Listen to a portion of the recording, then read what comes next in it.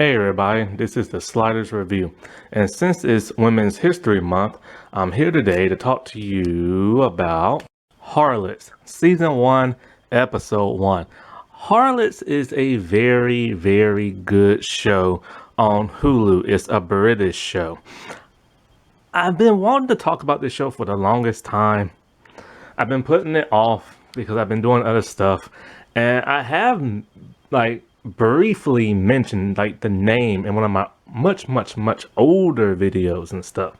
And also when they were talking about Hannah, the main star Esme, I've always said how her mom, Samantha Morton, plays Margaret in this show. And so, yeah, this is when I first discovered her mom. And those two look so much alike. And so, when I was many years ago, what was it? Probably last year or 2 years ago, maybe three, probably. God, I can't remember when. It's probably been 3-4 years ago or something like that. I started watching this show. It intrigued me because I saw one, it's set in that Victorian era, 1800s, mostly around 1700s, I'll say, probably 1600s. And also the name itself just intrigued me. I was like, what is this about? And so I checked it out. This is a very insane show. Now it's loose. Now it's an not really adapt. It's okay.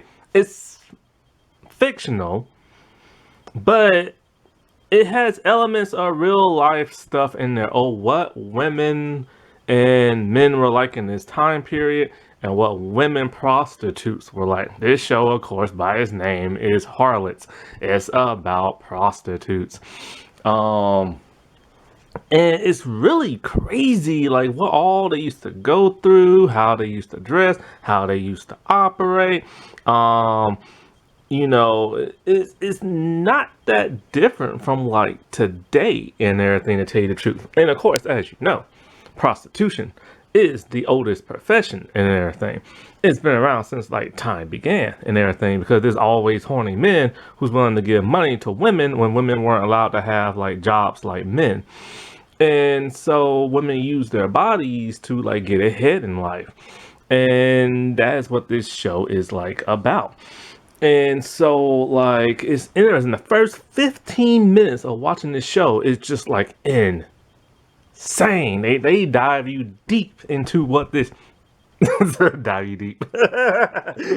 You know what I mean. They dive deep into what life was like back then.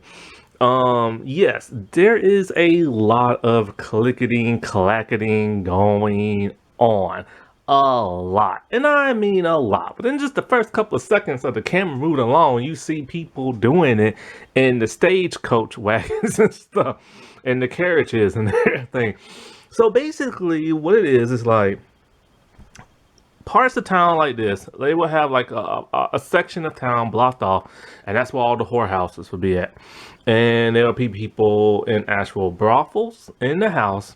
Those are more I guess you can say, the more elegant, the more elite streetwalker, prostitute type people. Then you have, of course, the streetwalkers and everything. They're the ones lined up on the side of the road, looking for business and everything. And so, the ones who normally are streetwalkers, back in these days, they're a little bit more dirtier looking and stuff. Dresses aren't that nice.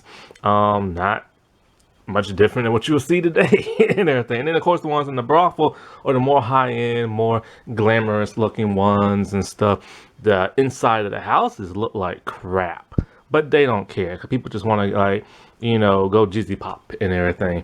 And so, and tell you the truth, it's not really, like I said, it's not that much different in the day. You have brothels with more high-end type women. You have more streetwalkers. There are two different types of streetwalkers. There are the ones who will dress super sexy and a little bit more manageable. And then there are the ones who just look like they just woke up in their regular street clothes and everything. Some short shorts, a tank top, some maybe high heels, and maybe tennis shoes. I'm trying to be as nice as possible without calling them like names and stuff. But you know what I mean and stuff.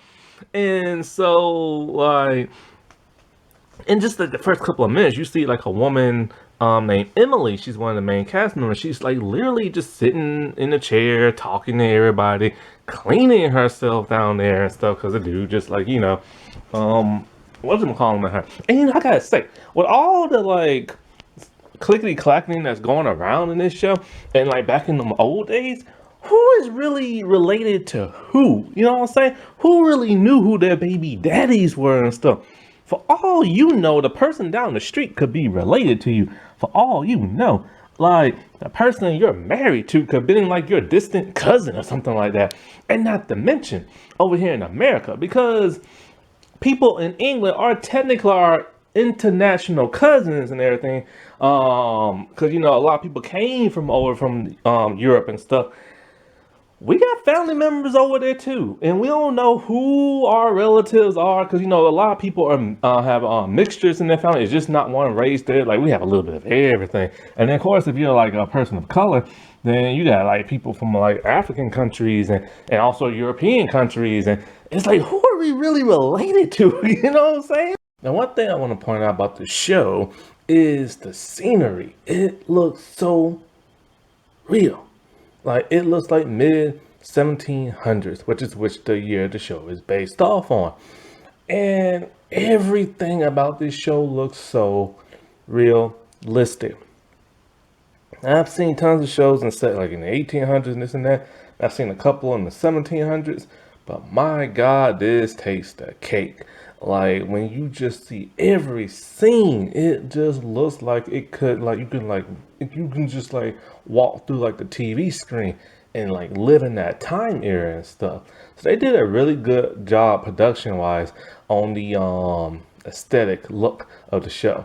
And they also did a very good job at everywhere else, writing, casting, like you name it. Now, this show is an hour long and there are about like 6 episodes to a season. Sadly, it only lasted for 6 seasons.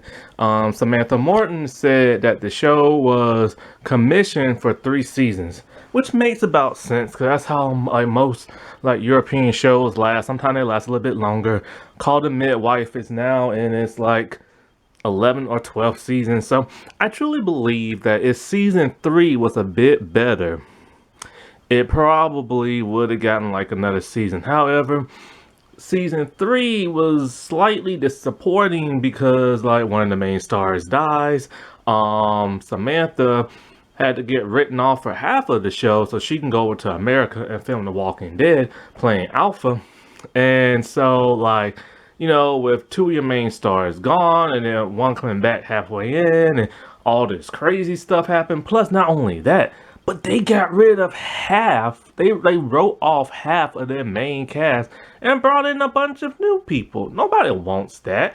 So I knew the show wasn't gonna get renewed after that. But I was hoping that it would be. But it's just like these other people just like were written off completely. And it's like, well, they didn't even mention like what happened to them and stuff. And so that's never a good sign. And so like in this show there is a good amount of like nudity and everything because of course they're clickety clacking. This is one of those shows I mentioned where I said that like all you see is like naked man booty. You can't escape it. It's just how the way TV is now. And they had plenty of it. And I was just like, God, stop showing me that. But there is some female nudity too. However, the female nudity only comes from that of like extras. Also, the naked man booty for the most part come from like the extras too. The main stars don't get like nude and stuff, which makes sense. There was this one show, I think it was called The Secret Life of a Call Girl, with Billy in there, Billy Piper. She never got nude for that show, but her character got nude plenty. So she just had like a body double. Lips again stuck together. Anyway, so starting off with this episode, like I said before, you see like our characters, they're talking, they're chatting it up. And Emily, she's like cleaning herself down there. Everybody's just like whatever and everything. And um our main character is played by Samantha Morton, is Margaret. Margaret is the head mistress of her little like brothel.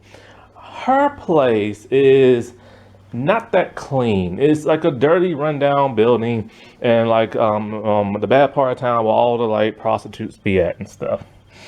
And so like she has a couple of kids. She has a little boy, a little black boy, because Margaret's white. She has a little black boy because she has this boyfriend who she's not allowed to marry, and he's black. And I always wonder when I saw this, I'm just like, how come whatever happened to slavery around this time? So I guess slavery was over with, but we will see in the third season that there are still people looking to capture free slaves and remake them into slaves and stuff. So there is still slavery, but he's like free and stuff, man. Yeah, it was terrible those times. So it's funny because her little son Jacob, who's black, he will run around with his other sister, just running around a prostitute house and be listening in as the kid is busy, him and his older sister and stuff. Now he's the youngest. The second child, the middle child, is Lucy. Lucy, I don't know if she's a prostitute or not. Her mama is very particular of her and very protective of her. And so, like, she's a bit nicer and stuff. Then we have her older daughter, Charlotte. Now, Charlotte, when I first watched this, I assumed she was mixed. I have no idea if the actress is or not. But she keeps calling the black dude dad or pa, whatever they call him. But then so does Lucy. And Lucy is white. And so I'm not really sure about Charlotte. But in this episode, she's very light skinned. But in the other episode, she looks slightly darker. So I'm not 100% sure. So, like, yeah. And she is a prostitute, but she doesn't work for her mom. Her and her mom, they kind of get along. They kind of don't. She's more one of those really high-end girls that goes to people's houses, but only really rich, like, men that live in like mansions and stuff. And so then you have Fanny. Fanny is really nice. She's really sweet. She's tall, big girl. She has more to do in the next seasons. In this season's not like too much and stuff. Something does happen to her, I believe, in this season, but I won't really mention it now because I really don't feel like spoiling that for you. You get to like find on your own, or at least until I review that episode. And so, but of course, you have competition.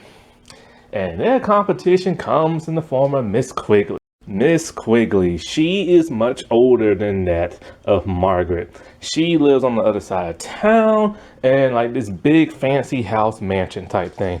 She's one of those type of people that wears those like white fluffy like wigs and on powder wigs and everything. She wears very nice designer clothes. She is way more high end than that of Margaret's people. They wear the little fake moles and all the other stuff. And so the reason why they wear those wigs is because they're losing their hair. They were losing their hair badly back in those days. That's why they wore those powdered wigs and stuff, due to lice and other infestations. And when Miss Quigley take it off, you will see exactly what I mean. Now, she has a son named Charles, a big dude who's really nice, and he wears a powdered wig. And she has a bunch of models and prostitutes and stuff. And she tries to steal as many of them as she can from Margaret. And so she knows that there's going to be a raid later on the night, and she's going to see the festivities and everything. And here we go. Within, like I said, the first 15 minutes, it is insane. Now, before I get into that, let me just say that when it comes to these like brothel type places, something that's always consistent that I've noticed: the head mistress almost never clickety clack. They always pimp the other girls out. And it's because they themselves used to be a call girl back in the day. And so like now that they like established themselves as the head, they feel they don't have to do it no more. Sometimes they still get in the business, sometimes they don't. these head mistresses like Margaret, she will even like pimp out her own daughter. That's like how that business is. It's like it's all in the family type thing. And they sell their daughters because they're just looking for money and they know men will pay for it and stuff. And so the raid was insane. It was crazy. It was scary.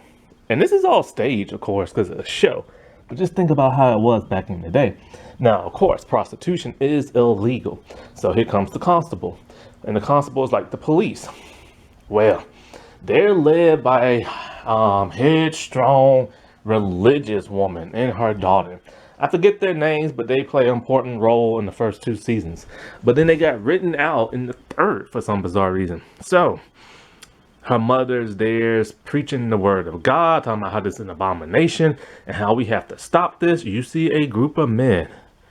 Some are probably cops, some probably aren't, ready to raid the brothel house.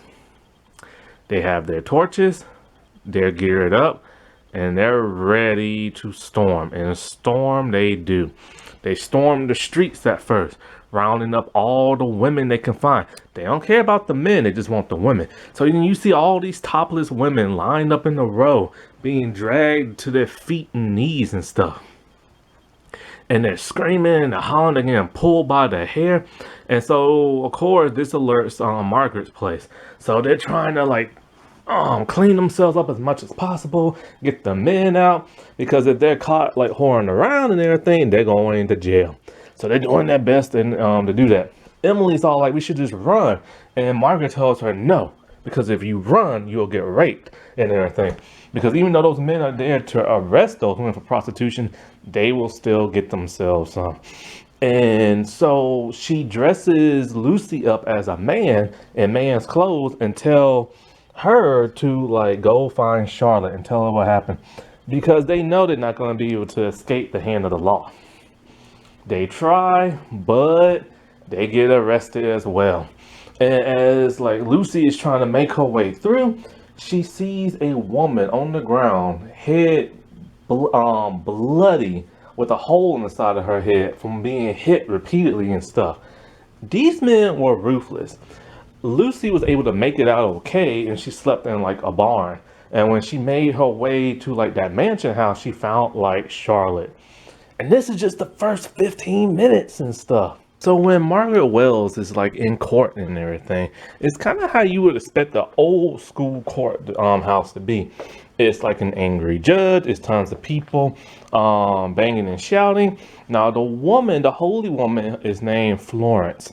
And while there, she's just still running off the mouth inside the court and everything. And she's one of those high, like super religious, like type people and stuff. And so like Margaret is trying to confess that, you know, hey, look, I don't run like a brothel and everything.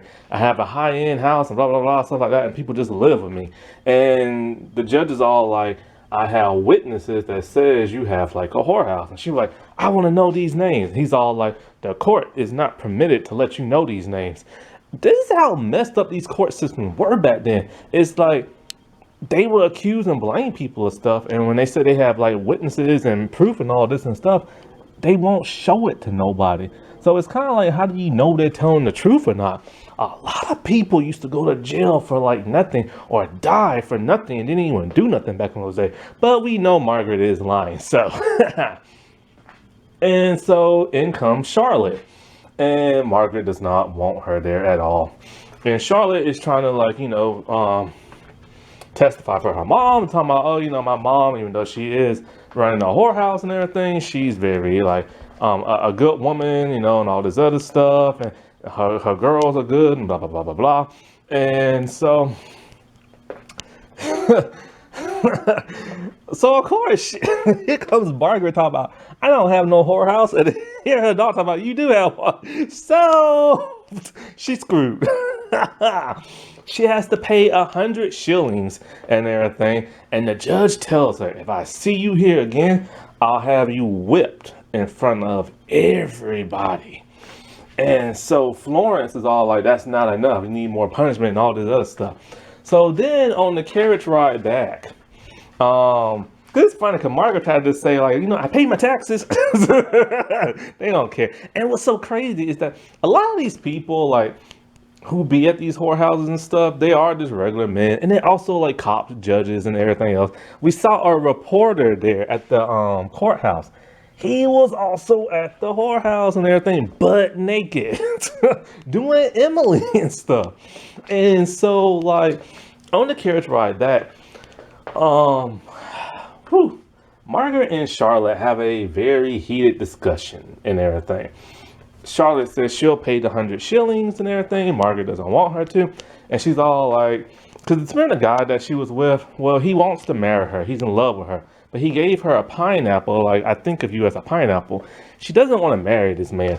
And her mom pulls a Will Smith and slaps the taste out of Charlotte's mouth, talking about, like, women like us, we have to have men to take care of us and stuff like that because, there's no way we can get ahead in life. And then Charlotte pulled another Will Smith and slapped the taste out her mom's mouth. Lucy seeing all this makes both of them stop because she doesn't want to see her mom and sister like fighting. And Charlotte tells her, what else is she supposed to be? You made me into like a prostitute and stuff. And, that's really sad how the women were back in those days. Oh, no, wait, it's not 100 shillings. I think it's 100 pounds. Some damn British money, like, confused. It ain't my money, so, And so, like, now because of the raid and everything, now Margaret is having a hard time paying the rent because, like, now the landlord is trying to, like, grift her and stuff like that. And so Lucy is all like, you can just like pimp me out and everything, but she doesn't want to do that because she's still a virgin. Margaret doesn't want to like pimp out Lucy and stuff like that, but Charlotte's kind of like feeling like a double standard, kind of like, you pimped me out when I was only 12 years old. That's how it used to be back in those days, man. It is insane. And it's just like, it's so disgusting and gross, like your own child and everything. And the fact that a grown man will want a young child. And it's just like, it's just like terrible how life was back then. But like I said before, it's no different than what today is and stuff. And so, but you don't see people pimping their kids out at like 12, thank God for that.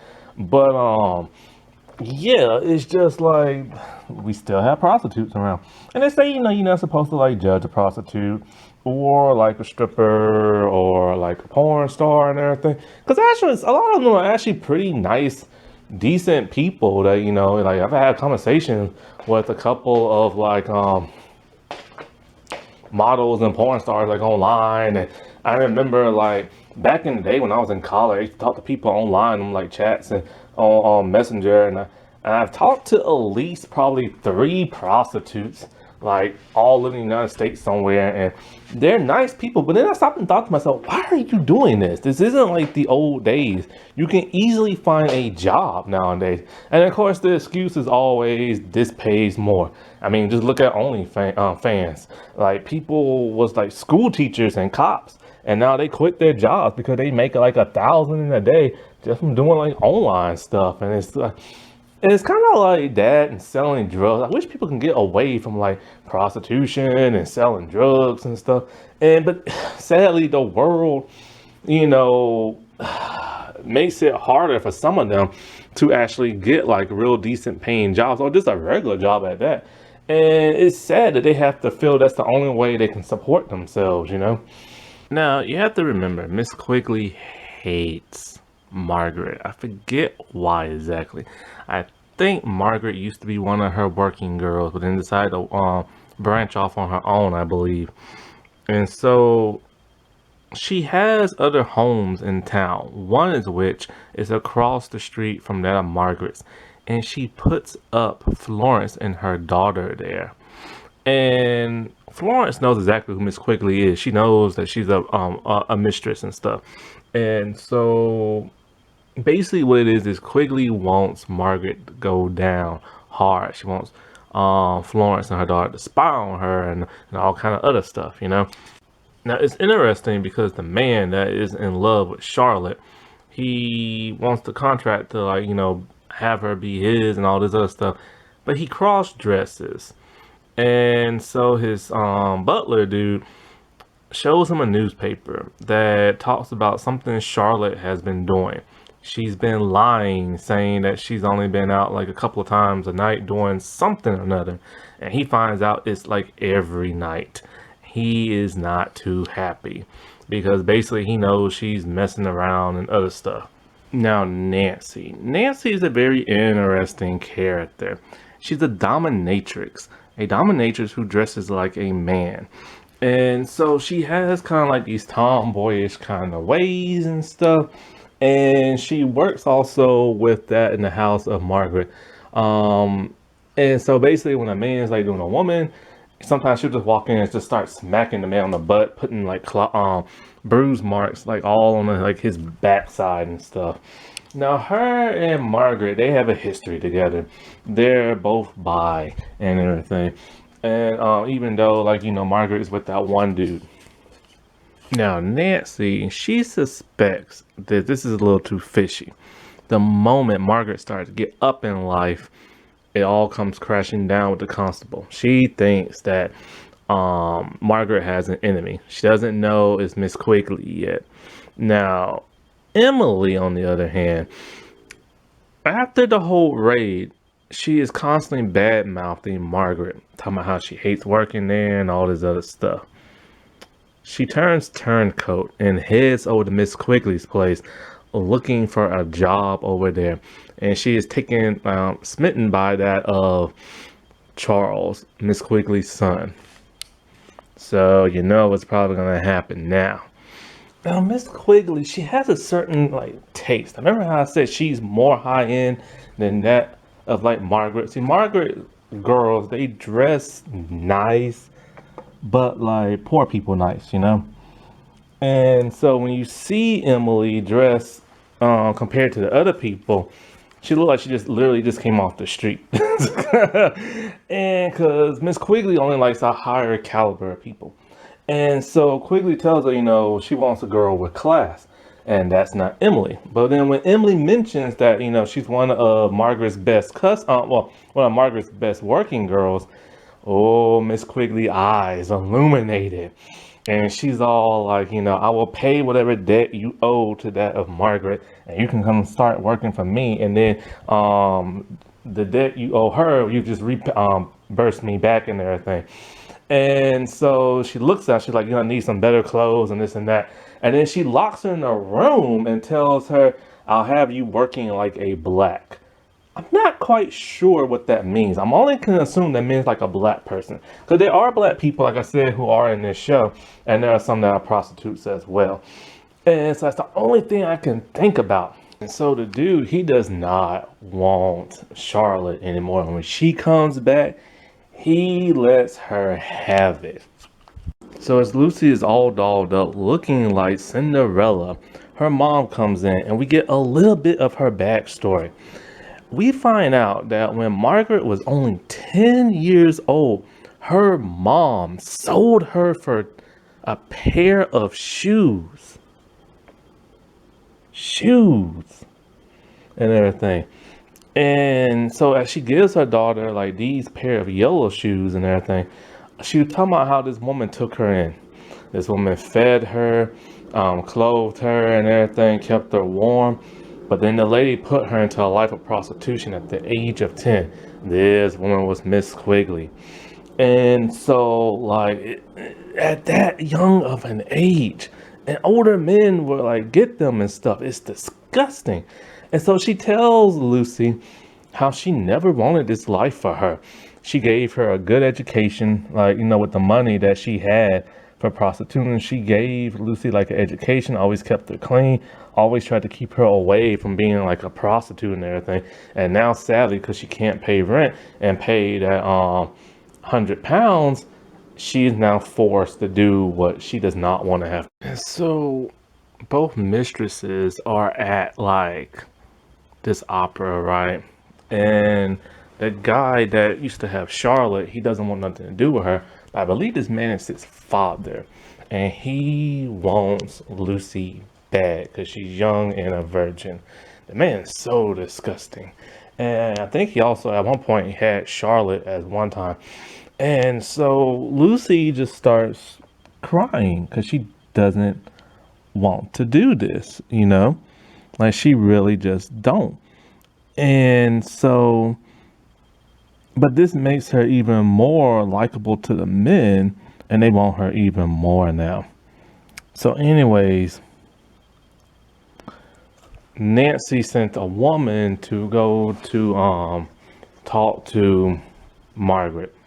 And because Nancy been doing some snooping off screen and found out who caused the raid at her place.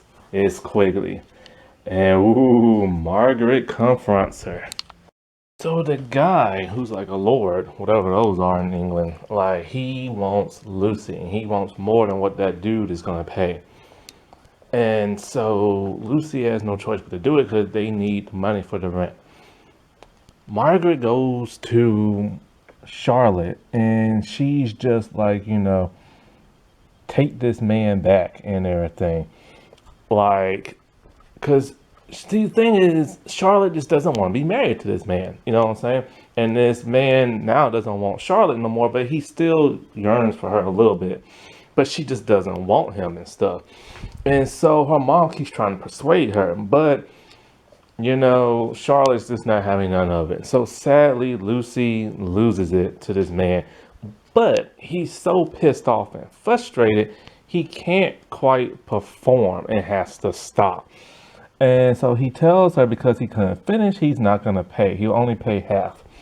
So Lucy tells him she'll do anything like for that money. And he tells her, all you have to do is tell everybody I was the best thing in the world. And when Charlotte asks you how I was, then she'll have to lie to him about like, oh, he's like the opera, she says and stuff. And he pays just for that. But it's still sad he got somewhat in, you know, Lucy and stuff, and she had to like lose it because, you know, it's just like, one, she's a teenager, that's just gross. And two, like, you know, her mom said she never wanted her to have that lifestyle and everything. And she sadly had to do that stuff. And, you know, I just can't imagine what it was like back then and having to go through all that mess. And so as the episode comes to like an end, we see like Emily all dolled up for Miss Quigley. And then we see Margaret and her guy. And it's dark, there's smug in the air. And she tells him with a gentle voice, I pray that you only have boys, always nothing but boys. And he tells her, you know, your daughter is strong.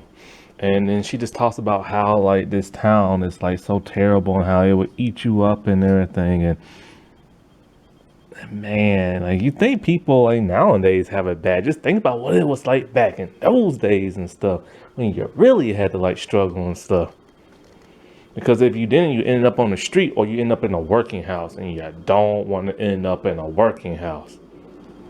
Now, one thing I never knew about this show is that it's based off a book. But then again, I should have known that. It seems like everything on TV now is based off of a novel or a comic book or some past like show rebooted or something like that. And this is based off the book, The Convent Garden Ladies. Never heard of it. Happy Women's History Month, everybody. All right, I'll talk to you later. Bye.